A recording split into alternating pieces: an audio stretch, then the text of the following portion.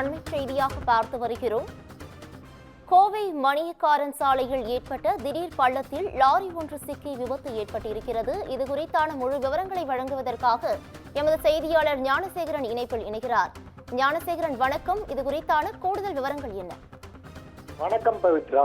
கோவை மாநகரில் பல்வேறு இடங்களில் பாதாள சாக்கடை பணிகளுக்காக தோண்டப்பட்ட குழிகள் சரிவர மூடப்படாததால் பல்வேறு இடங்களில் கனரக வாகனங்கள் செல்லும் போது சாலையில் திடீர் பள்ளம் ஏற்பட்டு சிக்கிக்கொண்டு விபத்துகள் நிகழ்ந்து வருகிறது.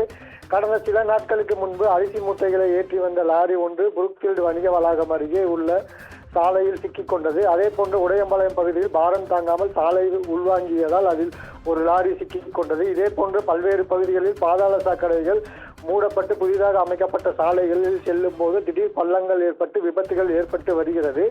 இந்நிலையில் மணிகரம்பாளையம் பகுதியில் பாதாள சாக்கடை பணிகள் முடிந்து கடந்த சில தினங்களுக்கு முன்பு போடப்பட்ட புதிய சாலை சென்ற லாரி அங்கு திடீரென ஏற்பட்ட பள்ளத்தில் சிக்கிக் கொண்டது.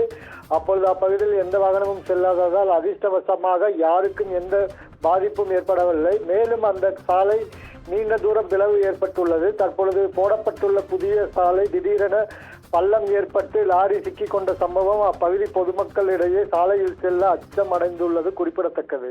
பவித்ரா.